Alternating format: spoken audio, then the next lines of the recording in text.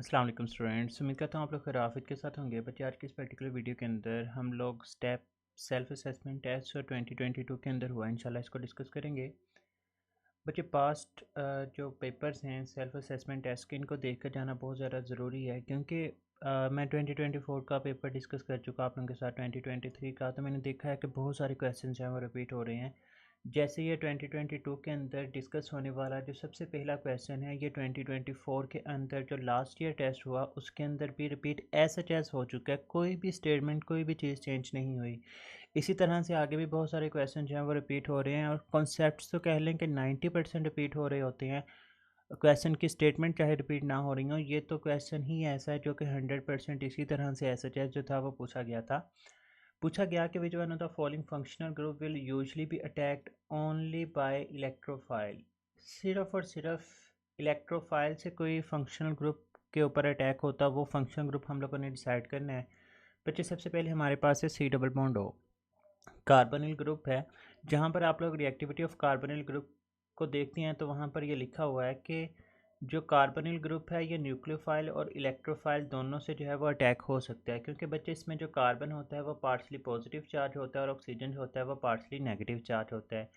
अब अगर इलेक्ट्रोफाइल आएगा तो वो ऑक्सीजन के ऊपर अटैक कर देगा, और अगर वो न्यूक्लियोफाइल आएगा तो वो कार्बन के ऊपर अटैक कर देगा। दोनों के ऊपर इसका अटैक हो सकता है।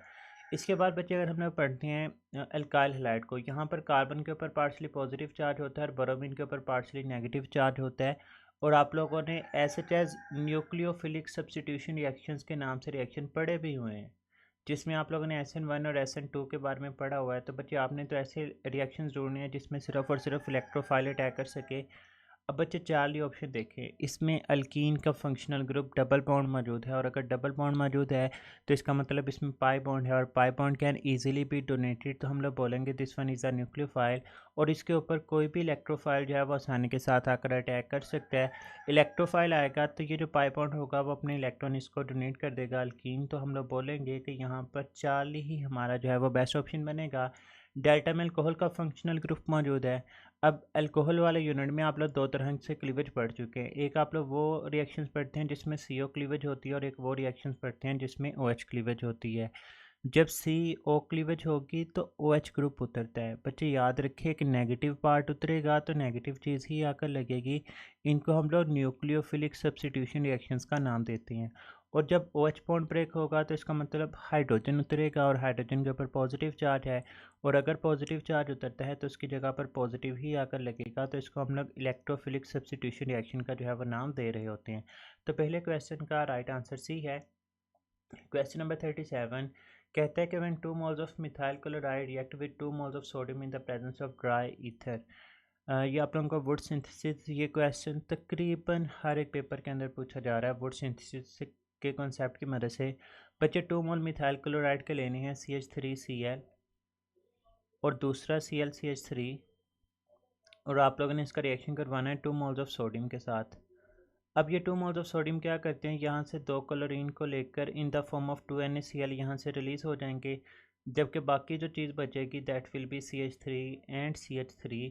तो इसका मतलब आपके पास 1 mole of ethane and 2 moles of sodium chloride की फॉर्मेशन होगी। तो बच्चे यहाँ पर उनमें से जो ऑप्शन मौजूद है that is 1 mole of ethane. Question number 38 देखें, कहते हैं विच of the this processes at least one product is a gas at room temperature and pressure. बच्चे ऑप्शन देख लेते हैं। अल्फ़ा में दिया हुआ है डिहाइड्रेशन ऑफ एथेनॉल। बच्चे डिहाइड्रेशन ऑफ एथेनॉल का मतलब कि आप लोगों ने एथेनॉल में से वाटर को रिमूव कर दिया। जब आप लोग यहाँ से वाटर को रिमूव कर देंगे तो पीछे जो चीज़ बचेगी that will B CH2 double bond CH2। तो ये एक गैस है प्लस वाटर का मालिक्यूल रिलीज हो जाएगा, तो इसका मतलब ये राइट ऑप्शन हो सकता है।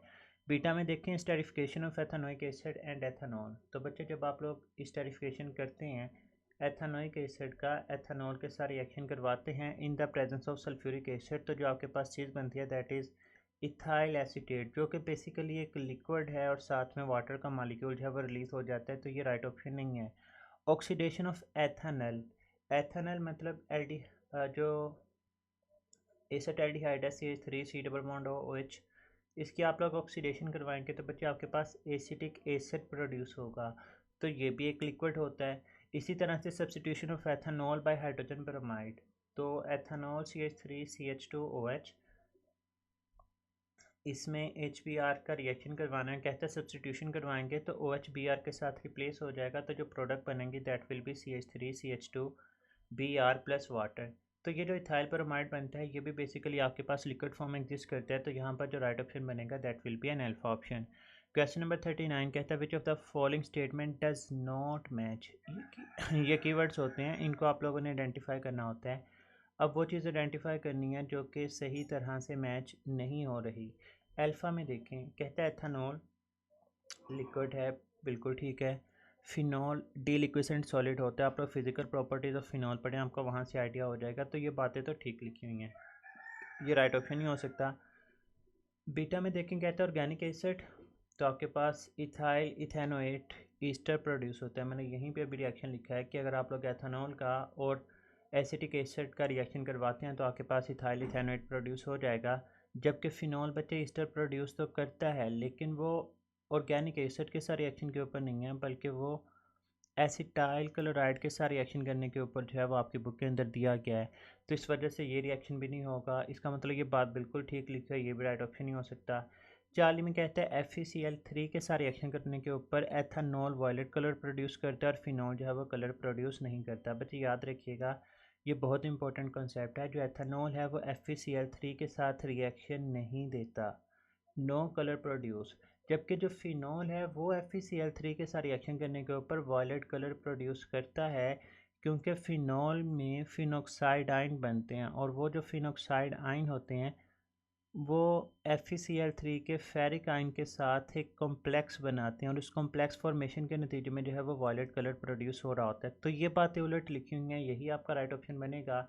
डेल्टा में कहता है कि हैलोजन एसिड एथेनॉल तो सब्स्टिट्यूशन रिएक्शन हो जाएगी, ब्रोमोइथेन बन जाएगा, जबकि फिनॉल जो है वो इस तरह की सब्स्टिट्यूशन रिएक्शन शो नहीं कर रहा होता। तो यहाँ पर फिर हमारे पास जो राइट ऑप्शन बनेगा that will be a Charlie option. Question number 40 देखें, कहता है जी कंसीडर द फॉलोइंग रिएक्शन। अब आप लोगों ने IUPAC के लिए नाम बताना है, तो बच्चे इसमें देखें बार बार वही जो फंक्शनल ग्रुप के प्रायोरिटी लिस्ट से क्वेश्चन आ रहे हैं। यूनिट नंबर 9 के अंदर बेंजीन के नोमेनक्लेचर के अंदर प्रायोरिटी लिस्ट दी गई है, वहाँ से हर साल क्वेश्चन आ रहा है। मैंने 2024 का पोर्शन डिस्कस कर दिया, 3 का डिस्कस कर दिया, ये 2022 डिस्कस कर रहा हूँ। हर एक पेपर के अंदर ये क्वेश्चन रिपीट हो रहे हैं। लिंक मैं आप लोगों के साथ डिस्क्रिप्शन के अंदर शेयर कर रहा हूँ, अगर आप लोगों ने वो लेक्चर नहीं सुने तो उसको भी लाजमी तौर पे गो थ्रू करके जाइएगा, क्योंकि क्वेश्चन मोस्टली वही रिपीट हो रहे हैं। अब यहाँ पर देखें, अब OH और NH2 में से देखा जाए तो प्रायोरिटी लिस्ट के अंदर जो पहले आता है दैट इज़ OH ग्रुप, और NH2 अब OH पहले आता है तो इसका मतलब हम लोग इसको पेरेंट नेम कंसिडर करेंगे और नंबरिंग भी यहीं से स्टार्ट कर रहे होंगे आप लोग।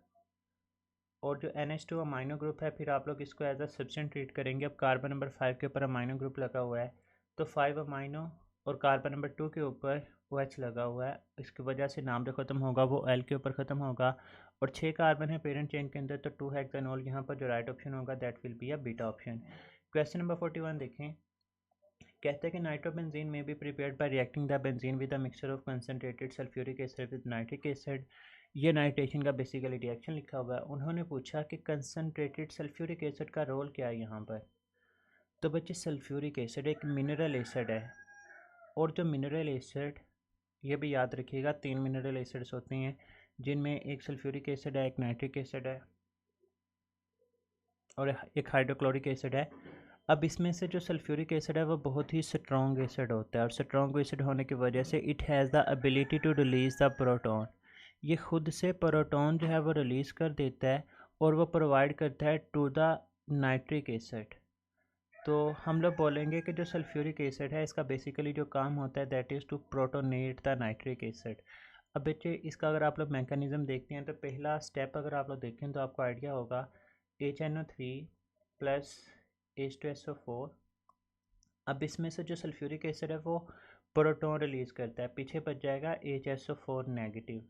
जो HNO3 है फिर ये OH नेगेटिव देगा, OH नेगेटिव और हाइड्रोजन मिलके क्या बना देंगे, वाटर बना देंगे।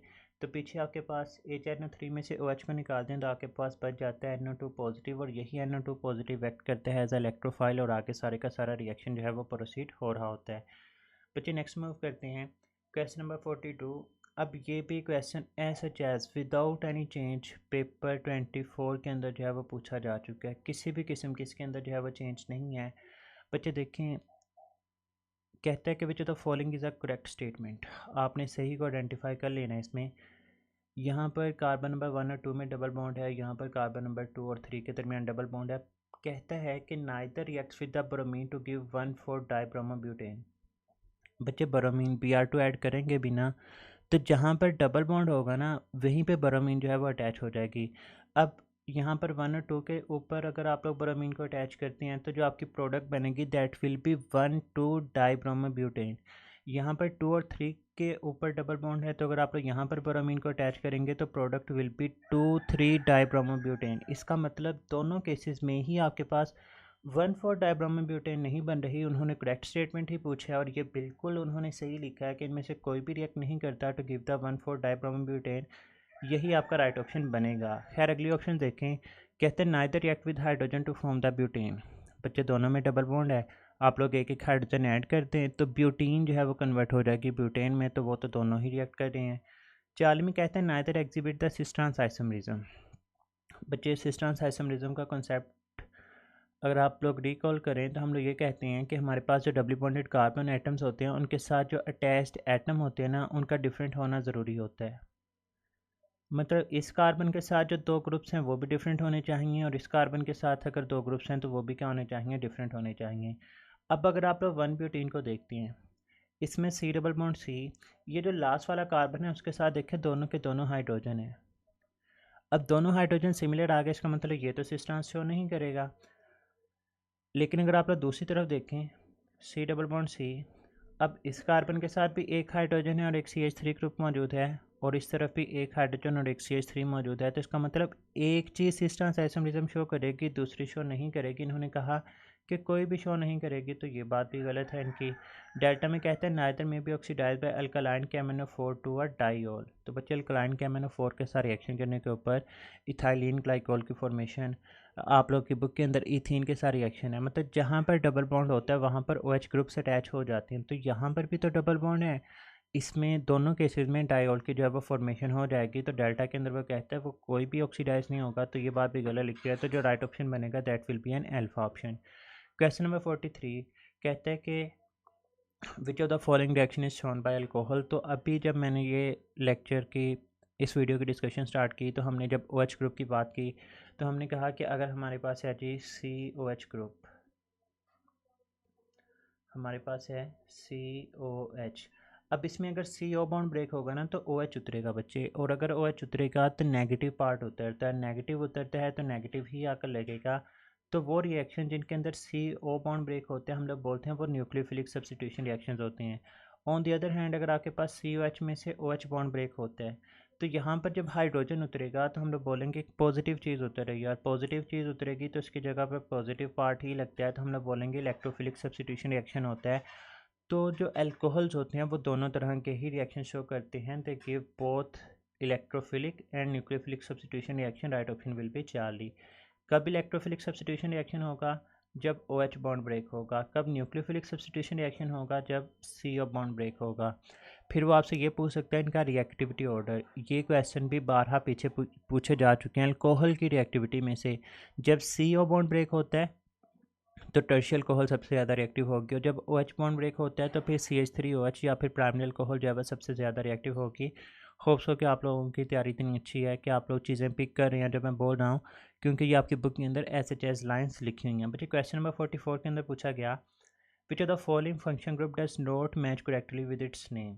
अब अल्फा में C डबल बॉन्डों के साथ NH2 दिया गया, बच्चे इसको अमाइड ग्रुप का नाम दिया जाता है, node amide no group.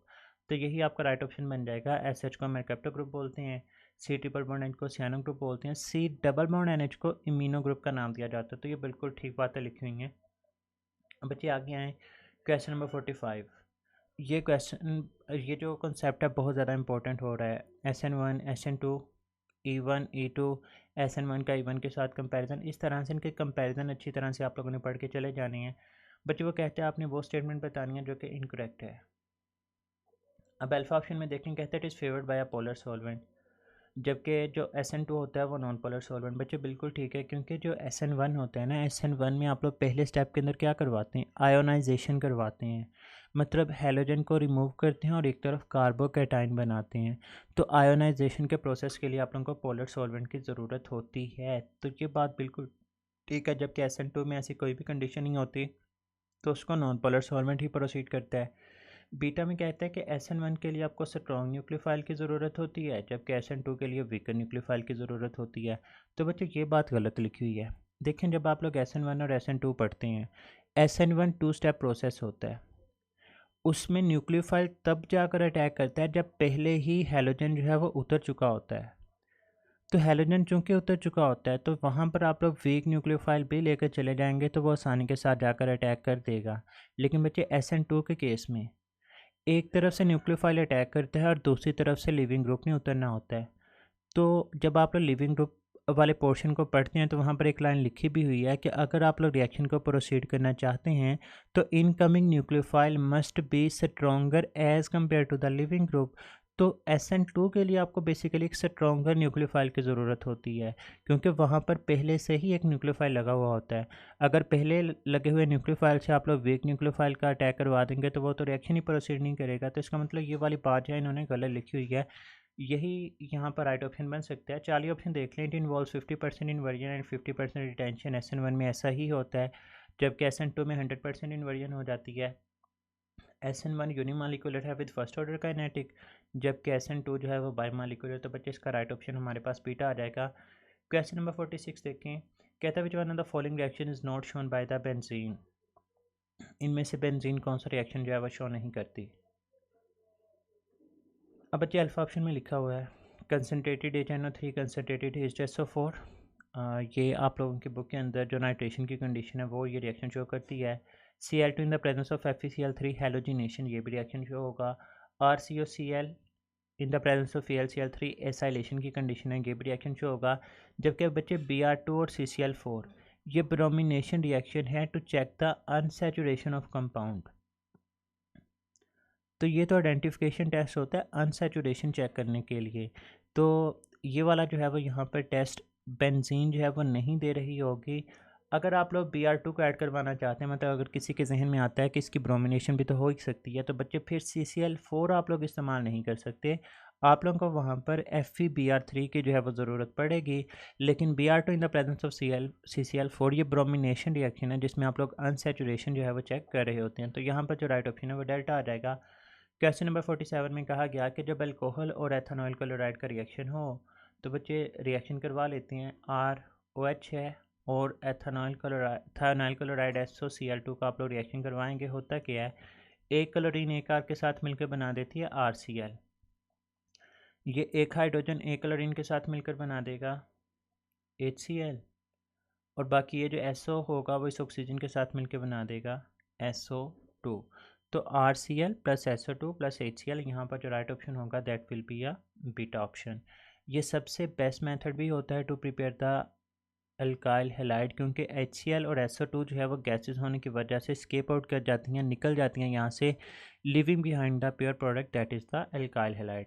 Next देखें 48। अब ये भी बच्चे जो क्वेश्चन है वो एज सच एज पूछा जा चुका है इन केस ऑफ 2024। SHS कोई भी चेंज नहीं है। देखिए तीसरा क्वेश्चन आ चुका है इसी के अंदर जो कि रिपीट हुआ है। तो आप लोगों को आइडिया हो सकता है कि 2025 के अंदर कितने क्वेश्चंस हैं वो रिपीट हो सकते हैं। रिपीट ना भी हों तो कॉन्सेप्ट्स हैं वो लाजमी तौर पर रिपीट होंगे। बच्चे प्रोपागेशन स्टेप का पूछा गया है। प्रोपागेशन स्टेप में कंडीशन यही बताता हूँ कि इसमें रिएक्टेंट साइड पर भी फ्री रेडिकल होता है और प्रोडक्ट साइड पर भी फ्री रेडिकल होता है। लेकिन फ्री रेडिकल याद रखना होता है, एक कार्बन का फ्री रेडिकल बनेगा और दूसरा जो है वो अल्काइल ग्रुप का लाजमी तौर पर फ्री रेडिकल बनना चाहिए। अब अल्फा ऑप्शन देखें तो दोनों तरफ आपको फ्री रेडिकल तो मिल जाएंगे, लेकिन यहाँ पर हाइड्रोजन का है, यहाँ पर क्लोरीन का। तो बच्चे ये तो आप लोगों के पास फ्री रेडिकल्स नहीं बनेंगे, एक क्लोरीन का फ्री रेडिकल और एक अल्काइल का, ये कंडीशन है। बीटा ऑप्शन देखें, इसमें क्लोरीन के ऊपर पॉजिटिव चार्ज है तो कार्बोकेटाइन तो नहीं बनते या फिर क्लोरोनियम आयन तो नहीं बन रहे होते, तो ये तो राइट ऑप्शन ही हो सकता। 40 में देखें क्लोरीन के ऊपर फ्री रेडिकल और यहाँ पर CH3 के ऊपर फ्री रेडिकल, ये बिल्कुल राइट ऑप्शन होगा। डेल्टा में क्लोरीन के ऊपर फ्री रेडिकल है और दूसरी तरफ हाइड्रोजन के ऊपर मैंने कहा या तो क्लोरीन के ऊपर फ्री रेडिकल हो या फिर किसी अल्काइल ग्रुप के ऊपर फ्री रेडिकल हो, तो वो प्रोपागेशन की आइडेंटिफिकेशन होगी। बच्चे अगर वो इनिशिएशन रिएक्शन पूछ ले तो इनिशिएशन में जो रिएक्टेंट होता है वो न्यूट्रल होता है, और जो प्रोडक्ट साइड होती है वहाँ पर कोई फ्री रेडिकल होता है, और आपके पास जो टर्मिनेशन रिएक्शन होता है उसमें रिएक्टेंट साइड पर फ्री रेडिकल्स होते हैं, और जो प्रोडक्ट साइड होती है वहाँ पर आपको कोई ना कोई न्यूट्रल चीज़ देखने को मिल जाती है। क्वेश्चन नंबर 49 के अंदर पूछा गया विच of the following is not a heterocyclic compound. तो बच्चे टोलीन जिसका स्ट्रक्चर है कि बेंजीन के साथ लगा हुआ होता है CH3, तो ये आपके पास हेटेरोसाइक्लिक नहीं है, ये एरोमेटिक की कैटेगरी के अंदर फॉल करता है, यही राइट ऑप्शन होगा। अगर आप लोग फ्यूरेन की बात करते हैं तो फ्यूरेन का स्ट्रक्चर कुछ इस तरह से होता है कि ये फ्यूरेन का स्ट्रक्चर आ जाएगा हमारे पास। उसके बाद 40 के अंदर पायरिडीन का स्ट्रक्चर पूछा गया है, तो पायरिडीन के स्ट्रक्चर में आपके पास नाइट्रोजन एज अ हीटरो एटम आ जाता है, और अगर आप लोगों ने थायोफिन का स्ट्रक्चर देखना हो तो बच्चे वो भी फ्यूरेन की तरह ही होता है, सिर्फ उसमें ऑक्सीजन की जगह पर आप लोग सल्फर को जो है वो अटैच कर देते हैं। तो यहाँ पर राइट ऑप्शन अल्फा बन जाएगा। क्वेश्चन नंबर 50 देखेंगे, कहता है विच one of the following reaction is not shown by alkyne. अब बच्चे हाइड्रोजनेशन रिएक्शन जब आप लोग करवाते हैं तो 2 मोल ऑफ हाइड्रोजन ऐड होंगे, तो आपके पास 1 मोल ऑफ हाइड्रोजन ऐड करने के ऊपर अल्कीन बन जाएगा, दूसरा मोल ऐड करेंगे तो अल्केन की फॉर्मेशन हो जाएगी। बीटा में लिखा है क्लेमेंसन रिडक्शन, तो बच्चे क्लेमेंसन रिडक्शन अगर आप लोग रिकॉल करेंगे सिर्फ और सिर्फ एल्डिहाइड और कीटोन्स की होती थी टू प्रिपेयर द अल्केन, ये अल्काइन का रिएक्शंस नहीं है, यही आपका राइट ऑप्शन होगा। 40 में कहते हैं हाइड्रेशन करवानी है, तो हाइड्रेशन करवाने के ऊपर या तो आप लोगों के पास एल्डिहाइड बनते हैं या फिर आपके पास कीटोन। यहाँ पर एक मज़ीद चीज़ बता देता हूँ, सिर्फ एक ही एल्डिहाइड हम आपके पास अल्काइन ऐसी है जो कि एल्डिहाइड बेसिकली इथाइन के हाइड्रेशन करवाने के ऊपर एसेट एल्डिहाइड प्रोड्यूस होगा। इसके अलावा जो मर्जी आप लोग अल्काइन ले लें उसमें जब भी आप लोग ऐड करेंगे वाटर का मालिक्यूल तो कोई ना कोई कीटोन का मालिक्यूल ही प्रोड्यूस हो रहा होगा। और अगर बच्चे हाइड्रोहेलोजिनेशन का रिएक्शन हो तो आप लोग पहला मालिक्यूल ऐड करेंगे तो आपके पास प्रोड्यूस होगी विनाइल हैलाइड, और जब आप लोग दूसरा मालिक्यूल ऐड करेंगे तो फिर बच्चे आपके पास प्रोड्यूस होगी जेमिनल डाई हैलाइड। अब मैं इतनी डिटेल के अंदर यहाँ पर नहीं जाऊँगा, वीडियो लेंथ काफ़ी लंबी हो जाएगी, आप लोग बुक के ऊपर रिएक्शन देखेंगे तो आपको आइडिया हो जाएगा हाइड्रोहेलोजिनेशन वाला। नेक्स्ट देखें जी 1,2-डाइब्रोमो 3-क्लोरोप्रोपेन has been used in the control of earthworm. Which one of the following would be the best method of making it? बच्चे कंडीशंस देख लें, यहाँ पर क्या कह रहा है कि आपने DBCP बनाना है, मतलब 1,2-डाइब्रोमो 3-क्लोरोप्रोपेन की फॉर्मेशन करनी है। अल्फा ऑप्शन में देखें डबल बॉन्ड है, आपने Br2 ऐड करना है। बच्चे जहाँ पर डबल बॉन्ड है ना वहाँ पर मैं Br लगा देता हूँ, कार्बन नंबर 1 के ऊपर भी Br लगा दिया और कार्बन नंबर 2 के ऊपर भी Br लगा दिया। आगे आपके पास एक कार्बन है उसके साथ Cl अटैच है, इसका नाम देखें। अब बच्चे ये 3 कार्बन, कार्बन नंबर 1 2 3, 1 और 2 के ऊपर ब्रोमीन अटैच है और यहाँ पर क्लोरीन Cl अटैच है। बच्चे अल्फ़ाबेटिकली इनको नाम दे देना, वो भी क्लोरीन भी हैलोजन है और Br भी हैलोजन है, तो B पहले आता है C बाद में आता है। तो 1 और 2 के ऊपर ब्रोमो, तो 1 2 डाइब्रोमो और 3 के ऊपर क्लोरो है और 3 कार्बन होने की वजह से प्रोपेन। इस वजह से मुझे लग रहा है कि यही राइट ऑप्शन हो सकता है। खैर जब भी इनकी टेस्ट सॉल्व करें तो तमाम ऑप्शंस को पढ़ना बहुत ही ज़्यादा ज़रूरी होता है। अब यहाँ पर देखें बच्चे वो क्या कह रहा है, यहाँ पे कोई भी डबल बॉन्ड नहीं है। अब उसने क्या किया है, सी है, कार्बन नंबर 2 के ऊपर ब्रोमीन अटैच किया और कार्बन नंबर 1 के ऊपर ब्रोमीन अटैच किया। Cl2 के साथ रिएक्शन करवा के उसने एक HCl निकाल दिया है। HCl निकालने का मतलब ये है कि उसने किसी एक क्लोरीन को किसी एक हाइड्रोजन के साथ जो है वो सब्स्टिट्यूट कर दिया है। अब बच्चे जब आप लोग हाइड्रोजन को सब्स्टिट्यूट करते हैं तो क्लोरीन और ब्रोमीन को तो आप लोग जो है वो on the basis of electronegativity इनको जो है वो एक दूसरे से सब्स्टिट्यूट करवा ही नहीं सकते। ये जो Cl2 और CCl4 है ये अनसेचुरेशन का टेस्ट होता है, मतलब सिर्फ और सिर्फ जहाँ पर डबल बॉन्ड होगा सिर्फ वही वाली चीज़ें ये टेस्ट शो कर सकती हैं। यहाँ पर तो कहीं पर डबल बॉन्ड है ही नहीं, तो इसका मतलब ये अनसेचुरेशन टेस्ट होगा नहीं। और ये जो कंडीशन है CCl4 ये सब्स्टिट्यूशन रिएक्शन की नहीं है, ये एडिशन रिएक्शन की कंडीशन है। HCl का निकल जाना यहीं से आपको पता लग जाना चाहिए कि आप लोगों के पास ये वाली पॉसिबिलिटी जो है वो नहीं हो सकती। मैं रिपीट कर देता हूँ ये आंसर क्यों नहीं है, क्योंकि बच्चे हैलोजन को ऐड करवाना इन द प्रेजेंस ऑफ CCl4 ये एडिशन रिएक्शन की कंडीशन है। यहाँ पर सब्स्टिट्यूशन रिएक्शन पॉसिबल ही नहीं है, यहाँ पर सब्स्टिट्यूशन रिएक्शन दिया गया, इस वजह से ये राइट ऑप्शन नहीं है। अगर आप लोग 40 ऑप्शन को देखें तो उसने डबल बॉन्ड लगाकर HCl को ऐड किया है। अब बच्चे 3 कार्बन है आपके पास, जिसमें कार्बन नंबर 1 और 2 में डबल बॉन्ड है और इस कार्बन के साथ 2 ब्रोमीन जो है वो अटैच हैं। अब वो HCl को ऐड करवाना चाह रहा है। किसी एक कार्बन के ऊपर हाइड्रोजन हो जाएगा और किसी एक के ऊपर क्लोरीन, नेगेटिव पार्ट वहाँ पर जाएगा जहाँ पर जो है वो आप लोगों के पास कम हाइड्रोजन होते हैं। तो ये बच्चे आप लोगों के पास ना बेसिकली प्रोडक्ट बनती है। अगर आप लोग इसका नाम देखें तो एक ही कार्बन के ऊपर 2 ब्रोमीन अटैच हैं, तो 1,1 डाइब्रोमो, जबकि आपने 1,2 डाइब्रोमो को सिलेक्ट करना है तो ये भी राइट ऑप्शन नहीं हो सकता। डेल्टा के अंदर देखें डबल बॉन्ड अगेन नहीं है, CCl4 condition unsaturation double bond की दी गई है, तो आप लोगों के पास ये भी राइट ऑप्शन नहीं बन सकता, तो इस वजह से ये भी राइट ऑप्शन नहीं है। क्वेश्चन नंबर 52 में देखें, कहता है Williamson synthesis superior to alcohol because it makes, कौन सी ईथर्स इससे बनती हैं, सिमेट्रिकल बनती हैं या एसिमेट्रिकल। बच्चे अगर आप लोगों के सामने मैं विलियमसन रिएक्शन को रिकॉल कर दूँ तो उसमें क्या होता है कि पहले स्टेप के अंदर जो एथानॉल है आप लोग इसका किसी सोडियम के साथ रिएक्शन करवाते हैं और आप लोग वहाँ पर सोडियम एथोक्साइड की जो है वो फॉर्मेशन कर देते हैं। अब ये जो आपके पास सोडियम एथोक्साइड बनता है, इसका रिएक्शन करवाया जाता है किसी अल्काइल हैलाइड के साथ। अब बच्चे अल्काइल हैलाइड आप लोग अपनी मर्ज़ी से ले सकती हैं। अगर आप लोग CH3Br लेंगे तो फिर Na के साथ मिलकर NaBr बनाएगा, बाकी जो चीज़ बनेगी दैट विल बी C2H5O और साथ में आ जाएगा CH3, और यहाँ पर C2H5O और साथ में आ जाएगा C2H5। तो देखें यहाँ पर अनसिमेट्रिकल ईथर भी प्रोड्यूस हो रही है और यहीं पर आप लोगों के पास सिमेट्रिकल ईथर भी प्रोड्यूस हो रही है, तो हम लोग बोलेंगे it has the ability to produce both symmetrical and unsymmetrical ethers. Question number 53 में देखें, कहता है ethene reacts with HBr to form the bromoethene, following steps इसके अंदर इन्वॉल्व हैं, ये आप लोगों के सामने दिए हुए हैं। इनमें से कहता है बताएं न्यूक्लियोफिलिक एडिशन स्टेप कौन सा है in the mechanism of the reaction. इसमें 1 है, इसमें 2 है, इसमें आप लोगों के पास जी 3 है और इसमें जो है वो आप लोगों के पास 4 आ जाता है। 1 है, 2 है, 3 है और डेल्टा के अंदर वो कहता है 1 एंड 2। बच्चे स्टेप 1 देखें, HBr आयोनाइज हो रहा है, एक H पॉजिटिव और एक Br नेगेटिव। बीटा के अंदर देखें डबल बॉन्ड और साथ में क्या चीज़ ऐड की जा रही है, H पॉजिटिव को जो है वो ऐड किया जा रहा है। अब बच्चे जो चीज़ ऐड हो रही होती है ना उसी की बिना के ऊपर हम लोग डिसाइड कर देते हैं कि आपके पास इलेक्ट्रोफिलिक एडिशन हो रही है या न्यूक्लियोफिलिक एडिशन हो रही होती है। इसको सिंपल से मैं आपको कॉन्सेप्ट देता हूँ। लाइक ये अगर अल्कीन होती है ना CH2 डबल बॉन्ड CH2 और आप लोग उसमें कोई पॉजिटिव पार्ट ऐड करते थे, लेट्स सपोज Br के ऊपर पॉजिटिव चार्ज है। अब हम लोग कहते थे इसमें डबल बॉन्ड है, ये इलेक्ट्रॉन पेयर डोनेट कर सकता है, ये न्यूक्लियोफाइल है और ये Br के ऊपर पॉजिटिव चार्ज है। आप लोग कहते हैं alkene gives the electrophilic addition reaction, क्योंकि उसमें इलेक्ट्रोफाइल आकर ऐड हो रहा होता है। तो जो चीज़ ऐड होगी ना उसी की बिना के ऊपर आप लोग डिसाइड करेंगे कौन सा रिएक्शन होगा। अब यहाँ पर H पॉजिटिव ऐड हो रहा है, this one is the electrophilic addition reaction. यहाँ पर Br इनके अंदर आकर ऐड हो रहा है और कोई प्रोडक्ट बना के दे रहा है, इसको हम लोग बोलेंगे this one is the nucleophilic addition reaction. तो हमारे पास जो स्टेप 3 है this one is the nucleophilic addition step, जबकि जो स्टेप 2 है this one is the electrophilic addition step. तो राइट ऑप्शन यहाँ पर 4 ही बन जाएगा। क्वेश्चन नंबर 54 देखें, कहता है विच one of the following pair shows the functional group isomerism. अब बच्चे अल्फ़ा है, डबल बॉन्ड है, ये वाला कॉन्सेप्ट 2023 के अंदर भी रिपीट हुआ, ये मेटामरिज्म शो करते हैं।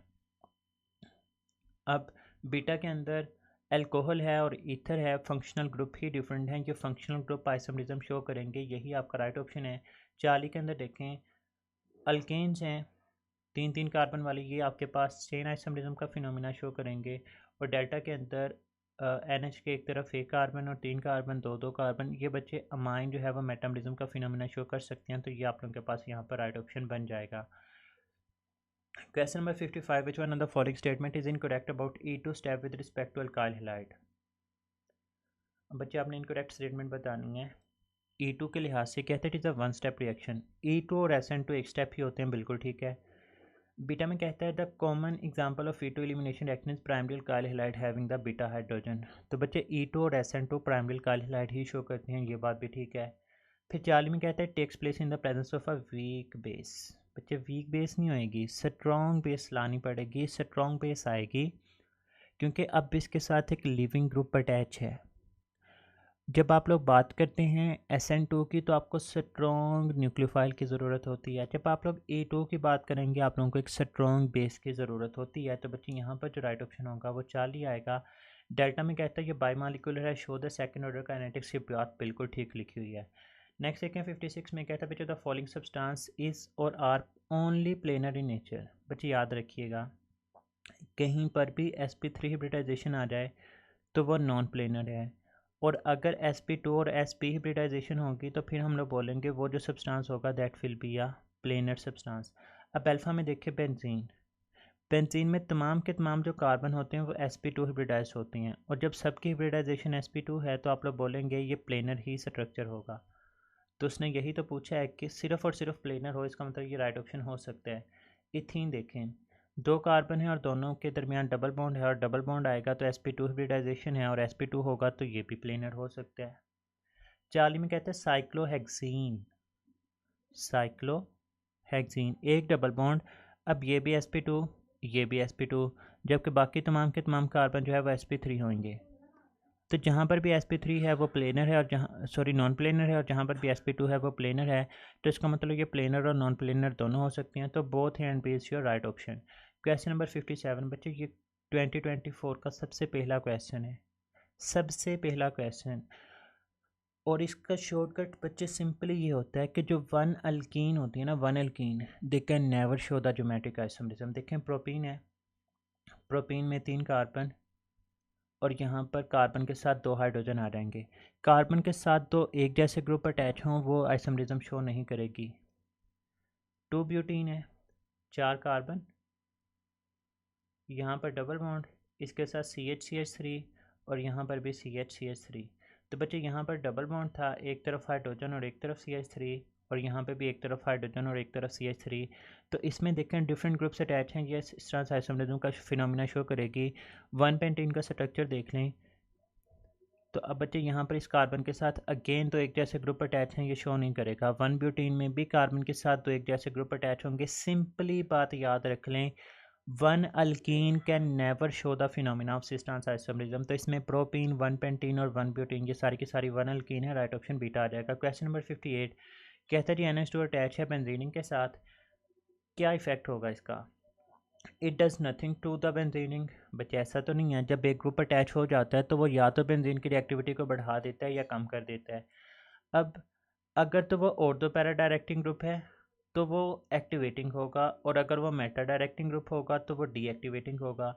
अब NH2 को डिसाइड कर लें। बच्चे मैंने आप लोगों को 2024 के पेपर की डिस्कशन करते हुए एक चीज़ समझाई, मैं सिंपल इसका शॉर्टकट बता देता हूँ, आप लोग वो डिस्कशन भी लाजमी सुने क्योंकि बहुत सारे कॉन्सेप्ट हैं वो रिपीट हो रहे हैं। अब बच्चे मैंने सिंपली एक बात ये बताई थी कि आप लोग देखते हैं डायरेक्टली अटैच एटम को, किस चीज़ को देखती हैं? डायरेक्टली अटैच एटम को। अगर तो डायरेक्टली अटैच एटम की इलेक्ट्रोनेगेटिविटी ज़्यादा होगी तो वो ortho and para directing group है, और अगर डायरेक्टली अटैच एटम की इलेक्ट्रोनेगेटिविटी कम होगी तो वो मेटा डायरेक्टिंग ग्रुप होता है। अब NH2 में डायरेक्टली अटैच है नाइट्रोजन और उसके साथ है हाइड्रोजन। अगर नाइट्रोजन और हाइड्रोजन का कंपैरिजन करते हैं तो नाइट्रोजन की इलेक्ट्रोनेगेटिविटी ज़्यादा है, और अगर इसकी इलेक्ट्रोनेगेटिविटी ज़्यादा है तो this one is the ortho para directing group. और जो ऑर्थो पैरा होते हैं वो एक्टिवेटेड होते हैं, तो राइट ऑप्शन 4 ही बनेगा। बीटा में डीएक्टिवेटर लिखा हुआ और डेल्टा में कहता है it is just a function group. Function group नहीं है बल्कि ये एक्टिविटी और रिएक्टिविटी को बढ़ा भी सकता है, कम भी कर सकता है। क्वेश्चन नंबर 59 वही कंसेप्ट रिपीट हो गया कि अगर CO बॉन्ड ब्रेक हो तो कौन सी चीज़ रिएक्टिव होगी, और अगर OH बॉन्ड ब्रेक हो तो कौन सी चीज़ रिएक्टिव होगी। अब बच्चे देखें, CO बॉन्ड ब्रेक करेगा तो OH उतरेगा, और OH उतरेगा तो कार्बन के ऊपर आ जाएगा पॉजिटिव चार्ज। मैं सिर्फ एक ही मिसाल दूंगा। अब अगर इस कार्बन के साथ है एक CH3 और एक तरफ इस कार्बन के साथ हैं 3 CH3, बच्चे कार्बोकेटाइन है, कार्बन के ऊपर पॉजिटिव चार्ज है, इसने अपने आप को स्टेबल करना है। स्टेबल ये तब होगा जब इस कार्बन के ऊपर जो पॉजिटिव चार्ज है ना किसी तरह से अकोमोडेट हो जाए, और ये अकोमोडेट तब होगा जब कार्बन की जो बुक है ना इलेक्ट्रॉन्स के लिए ये पूरी हो जाएगी। और ये कैसे पूरी होगी? देखिए अब इसके साथ है 3 CH3 ग्रुप से अटैच। अगर 3 CH3 ग्रुप से अटैच हैं तो ये तीनों के तीनों अपने इलेक्ट्रॉन पेयर इसे डोनेट करेंगे, और इलेक्ट्रॉन पेयर डोनेट करके कार्बन की जो बुक है इलेक्ट्रॉन्स के लिए उसको ख़त्म करने की कोशिश करेंगे, और ये बहुत हद तक कामयाब हो भी जाते हैं, जिसकी वजह से हम लोग कहते हैं कि टर्शियरी कार्बोकेटाइन जो है वो सबसे ज़्यादा स्टेबल होती हैं। और चूंकि यहाँ पर टर्शियरी कार्बोकेटाइन सबसे ज़्यादा स्टेबल हैं तो हम लोग बोलेंगे टर्शियल अल्कोहल की रिएक्टिविटी भी सबसे ज़्यादा होगी। तो इसमें सबसे ज़्यादा रिएक्टिविटी टर्शियल अल्कोहल की, फिर सेकेंडरी अल्कोहल की, फिर प्राइमरी और फिर CH3OH। अब यहाँ पर देखिए इसमें अल्काइल ग्रुप तो है, वो इलेक्ट्रॉन डोनेट तो कर सकता है जब इसके पास एक CH3 ग्रुप लगा हुआ है, लेकिन वो उतने इलेक्ट्रॉन डोनेट नहीं कर सकता जितने CH3 कर सकते थे। तो इस वजह से प्राइमरी अल्कोहल की रिएक्टिविटी सबसे कम होगी और टर्शियल अल्कोहल की सबसे ज़्यादा होती है। क्वेश्चन नंबर 60 है जी, कहता है phenol are more acidic than alcohol, इनमें से कौन सी स्टेटमेंट जो है वो करेक्ट है। Phenoxide ion is stabilize due to resonance. बच्चे फिनोल आप लोग पढ़ते भी हैं चैप्टर नंबर 11 के अंदर कि फेनोक्साइड आयन जो होता है उसके 5 रेजोनेटिंग स्ट्रक्चर होते हैं, जबकि अल्कोहल के केस में इस तरह के रेजोनेटिंग स्ट्रक्चर्स नहीं आते। बच्चे जो एसिडिटी होती है ना वो फेनोक्साइड आयन की स्टेबिलिटी के ऊपर डिपेंड करती है। तो चूंकि फिनॉल में जो फेनोक्साइड आयन बन रहा है वो स्टेबिलाइज होता है ड्यू टू द रेजोनेंस, तो हम लोग बोलते हैं phenoxide ion is stabilize due to resonance, जबकि अल्कोहल के अंदर इस तरह की कोई चीज़ नहीं है। अब डेल्टा के अंदर लिखा है alkoxide ion stabilize due to resonance, तो बच्चे अल्कोक्साइड आयन में तो स्टेबिलाइजेशन रेजोनेंस होती ही नहीं है, जबकि ये जो फिनोटन्स रेड लिटमस ब्लू और अल्कोहल लिबरेट्स CO2 इन चीज़ों का एसिडिटी के साथ कोई भी लेना देना नहीं है।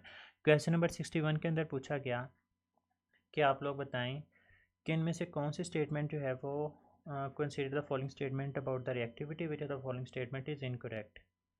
बच्चे रिएक्टिविटी पूछी जा रही है, आप लोगों को पता है आयोडाइड सबसे ज़्यादा रिएक्टिव होते हैं, फिर ब्रोमाइड होते हैं, फिर क्लोराइड होते हैं और फिर आपके पास फ्लोराइड होते हैं। अब अल्फ़ा देखें, कहते हैं आयोडीन, बाकी चीज़ें सेम है CH3 3C CH3 3C, कहता है iodine will react faster than bromine, तो आयोडीन ब्रोमीन से ज़्यादा फास्ट होता है, तो ये तो ठीक लिखा हुआ है। यहाँ पर देखें, कहते हैं chlorine will react faster than bromine, तो क्लोरीन की रिएक्टिविटी ब्रोमीन के मुकाबले में कम होती है, ये बात गलत लिखी है, ये इनकरेक्ट है, जबकि ये करेक्ट थी। यहाँ पे कहते हैं chlorine react faster than CH3Cl। अब बच्चे देखें यहाँ पर क्लोरीन सेम है लेकिन नंबर ऑफ कार्बन एटम जो है वो चेंज कर दिए गए, तो CH3 3Cl, तो ये चीज़ याद रखिएगा। SN1 के केस में क्या होता है, जो टर्शरी होते हैं वो ज़्यादा रिएक्टिव होते हैं क्योंकि वहाँ पर कार्बोकेटाइन बने होते हैं, और अभी मैंने आपको चीज़ समझाई कि टर्शरी कार्बोकेटाइन जो है वो ज़्यादा स्टेबल होते हैं, इस वजह से इसकी रिएक्टिविटी ज़्यादा होगी, तो ये वाली बात भी उन्होंने करेक्ट लिखी हुई है। जबकि यहाँ पर देखें आयोडीन है और यहाँ पर फ्लोरीन है, तो आयोडीन की रिएक्टिविटी ज़्यादा होती है एज़ कम्पेयर टू फ्लोरीन, तो ये वाली बात भी जो है वो करेक्ट है। अब उन्होंने इनकरेक्ट पूछी थी तो वो सिर्फ और सिर्फ 2 के अंदर थी, तो यहाँ पर जो राइट ऑप्शन है वो आपके पास बीटा आ जाएगा। इस चीज़ का ख्याल रखें। SN1 का, SN1 के अंदर टर्शरी वाली चीज़ें ज़्यादा रिएक्टिव होती हैं, ये इंपॉर्टेंट इन्होंने क्वेश्चन ऐड किया और इस तरह से के कंसेप्ट से बच्चे पजल हो सकते हैं। तो SN1 मतलब आप लोग फिर देखें कि टर्शरी वो देती हैं या प्राइमरी देती हैं, तो SN2 होता तो वो प्राइमरी देती हैं, SN1 है तो वो टर्शरी देती हैं, तो इस वजह से हम लोगों ने कहा कि ये बात बिल्कुल ठीक लिखी हुई है। खैर आगे चलते हैं क्वेश्चन नंबर 62 के ऊपर। अब यहाँ पर देखें, कंसिडर द फॉलोइंग स्ट्रक्चर आप लोगों के सामने गिवन है, आइयूपेकली नाम देना है बच्चे। डबल बॉन्ड है, और जब डबल बॉन्ड आ जाए तो चेन वो सिलेक्ट करनी होती है जिसके अंदर डबल बॉन्ड आए। तो अगर आप लोग इसी चेन को लेट्स सपोज सेलेक्ट कर लेते हैं, नंबरिंग वहाँ से स्टार्ट करेंगे जहाँ से डबल बॉन्ड आएगा, तो ये 1, ये 2, ये 3, ये 4, ये 5 और ये 6। तो 2 के ऊपर भी मिथाइल है, 5 के ऊपर भी मिथाइल है, ऐसे 5 के ऊपर 2 मिथाइल हैं, तो 2,5,5 ट्राई मिथाइल। तो बच्चे वो 2,5,5 ट्राई मिथाइल मुझे यहीं पे नज़र आ रहा है, यहीं से मेरा राइट ऑप्शन बन जाएगा। ना 2,3,5 है, ना 2,2,5 है, ना 2,2,5, कुछ भी नहीं है, बल्कि 2,5,5 ट्राई मिथाइल, क्योंकि नंबरिंग आप लोग वहाँ से स्टार्ट करेंगे जिधर से डबल बॉन्ड नज़दीक आएगा, तो 2,5,5 ट्राई मिथाइल 2 हेक्सेन इसका राइट ऑप्शन। अब बच्चे जो क्वेश्चन नंबर 63 है, ये 2023 के अंदर SHS पूछा जा चुका है। न्यूक्लियोफाइल इलेक्ट्रॉन रिच स्पीशीज़ होती हैं, बिल्कुल होती हैं। इलेक्ट्रोफिलिक रेजेंट ही इलेक्ट्रॉन डेफिशिएंट होते हैं। Nucleophilic Regent electron pair donate करते हैं क्योंकि उनके पास ज़्यादा होते हैं, और इलेक्ट्रोफिलिक एक्सेप्ट करते हैं क्योंकि उनके पास नहीं होते। 40 में कहता है nucleophile give the electrophilic addition reaction. बच्चे न्यूक्लियोफाइल न्यूक्लियोफिलिक एडिशन देगा, इलेक्ट्रोफाइल इलेक्ट्रोफिलिक एडिशन देगा, तो ये गलत लिखा हुआ है। डेल्टा में कहता है कि हमारे पास जो न्यूक्लियोफिलिक हैं वो लीवर स्पेस के तौर पे काम करते हैं। बच्चे लीवर स्पेस वो वाली स्पेशी होती है that have the ability to donate the electron pair, तो ये बात बिल्कुल ठीक है। इलेक्ट्रोफिलिक एजेंट वो होते हैं जो एक्सेप्ट करते हैं इलेक्ट्रॉन पेयर को, तो ये लीवर एसिड होते हैं, ये बात भी ठीक है। 64 में कहते हैं under what condition secondary alcohol undergo the dehydration. तो बच्चे आपको तीनों की कंडीशंस याद होनी चाहिए। अगर आपका टर्शियल कोहल्स, ये जो 20% H2SO4 और 85 है, ये कंडीशन है टर्शियल कोहल्स के लिए। ये जो 75% H2SO4 और 140 to 170 है, ये कंडीशन है आप लोगों के पास प्राइमरी अल्कोहल के लिए। जबकि 60% H2SO4 in the presence of 100 degree Celsius, ये वाली कंडीशन है सेकेंडरी के लिए। तो सेकेंडरी अल्कोहल की राइट ऑप्शन 4 ही आ जाएगी। क्वेश्चन नंबर 65 देखें। अब बच्चे आप लोगों के पास सबसे पहले दी गई CH3, CH2 और CH2 के साथ है बोरोमीन, और इसको ट्रीट करवाया जा रहा है अल्कोहलिक OH के साथ। अल्कोहलिक OH होगी, डीहाइड्रोहेलोजिनेशन होगी। इससे बोरोमीन उतार दें, इससे हाइड्रोजन उतार दें, इन दोनों कार्बन के दरमियान डबल बॉन्ड बन जाएगा। तो ये आपके पास आ गया जी रिएक्टेंट। दूसरा देखें, कहते हैं आपने HBr ऐड करने। बच्चे HBr alkyl halide according to Markovnikov rule add करेंगे। Negative part goes to that carbon which has the least number of hydrogen atom. तो इसका मतलब ये जो बोरोमीन है वो इन दोनों कार्बन में से इस कार्बन के ऊपर आकर लगेगा, क्योंकि इसके पास कम हाइड्रोजन है। तो इसमें जो चीज़ बनेगी that will B CH3 CH, और इस कार्बन के ऊपर आ गया बोरोमीन और साथ में आ जाएगा CH3। अब नेक्स्ट कहते हैं KOH एक्वस। जब एक्वस KOH हो तो सब्सटीट्यूशन होनी है। जहाँ पर बोरोमीन है उसको उतार कर OH लगा दें तो CH3 CH, और यहाँ पर आ जाएगा OH और साथ में CH3। तो बच्चे जो OH ग्रुप है वो कार्बन नंबर 2 के ऊपर लगा है। टोटल 3 कार्बन है, तो प्रोपेन 2 और इसका राइट ऑप्शन बनेगा। Right option will be delta. तो ये हमारे पास 2022 की डिस्कशन थी। होप सो कि आप लोगों को ये चीज़ें पसंद आई हैं। बच्चे वीडियो को लाजमी तौर पर लाइक कीजिएगा, दोस्तों के साथ शेयर कीजिएगा। अपना बहुत सारा ख्याल रखना है। फ़ी अमानिल्लाह, अल्लाह हाफिज़।